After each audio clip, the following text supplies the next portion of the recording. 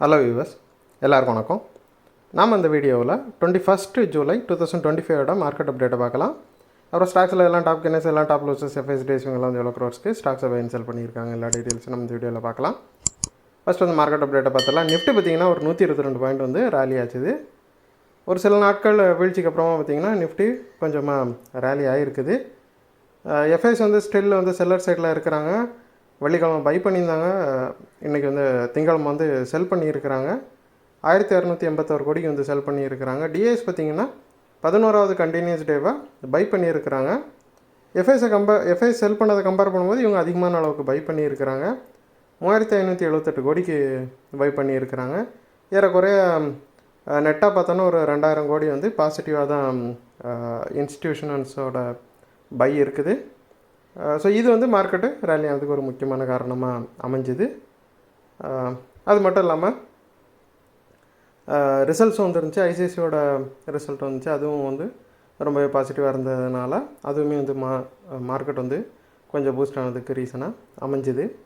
கோல்டும் பார்த்திங்கன்னா கொஞ்சமாக ரேலி ஆகிருக்குது. இன்டர்நேஷ்னல் மார்க்கெட்டில் வந்து கோல்டு $3407 வந்து ஒரு அவுன்ஸ் வந்து ட்ரேட் ஆகிட்டு இருக்குது. டாலர் வீக் ஆனது, அப்புறம் வந்து கொஞ்ச நாள் கன்சால்டேஷனுக்கு அப்புறமா ஸ்பாட் டிமாண்ட் வந்து இன்க்ரீஸ் ஆனதும் வந்து கோல்டு ரேலி ஆனதுக்கு ஒரு காரணமாக அமைஞ்சிருக்குது. அப்புறம் டாப் கெய்னர்ஸில் ஃபஸ்ட்டு பார்த்திங்கன்னா எட்டர்னல் இருக்குது, ஒரு 14 பாயிண்ட் வந்து ரேலி ஆகிருக்குது. ஸ்ட்ராங்கான Q1 ரெவன்யூ க்ரோத் வந்து இருந்துச்சு அவங்களோட ரிசல்ட்டில்.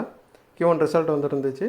ஸோ அதோட இம்பேக்டில் பார்த்திங்கன்னா எட்டர்னல் வந்து ஒரு 14 பாயிண்ட் வந்து ரேலி ஆகிருக்குது. அப்புறம் ஐசிஐசி பார்த்திங்கன்னா ஃபஸ்ட்டே சொன்ன மாதிரி நல்ல Q1 ரிசல்ட் வந்து போஸ்ட் பண்ணியிருந்தாங்க. ஒரு 40 பாயிண்ட் வந்து இதனால் ஐசிஐசி ரேலி ஆகி டாப் கெய்னர்ஸில் செகண்ட் இருக்குது. டாப் லூசஸில் பார்த்திங்கன்னா ஃபஸ்ட் வந்து ரிலையன்ஸ் இருக்குது, ஒரு 47 பாயிண்ட் வந்து விழுந்துருக்குது. Q1 ரிசல்ட் வந்து இருந்துச்சு. அனலிஸ்ட்லாம் வந்து இது எஸ்டிமேட்ஸை வந்து மிஸ் பண்ணியிருக்குது அப்படின்ட்டு சொல்கிறாங்க இதோட ரிசல்ட்டு. ஸோ அதோட இம்பேக்டில் பார்த்திங்கன்னா ரிலையன்ஸ் வந்து விழுந்துருக்குது. அப்புறம் விப்ரோ பார்த்திங்கன்னா ஒரு 6 பாயிண்ட் வந்து விழுந்து டாப் லூசர்ஸில் வந்து செகண்ட் இருக்குது. விப்ரோ விழுந்ததுக்கு ரீசன் என்னென்னு பார்த்தோம் அப்படின்னா, ரீசெண்டாக அதோட ரிசல்ட் வந்து இருந்துச்சு, அதில் வந்து நல்ல ரேலி பார்க்க முடிஞ்சிச்சு.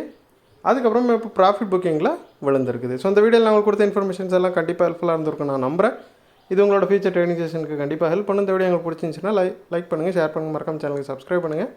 அப்படியே இந்த பெல் ஐக்கானை கிளிக் பண்ணிங்கன்னா டெய்லி அப்டேட்ஸ் தரோம் கிடைக்கும். தேங்க்ஸ் ஃபார் வாட்சிங். Keep supporting. நான் இன்னொரு வீடியோவில் உங்களை சந்திக்கிறேன். தேங்க்யூ.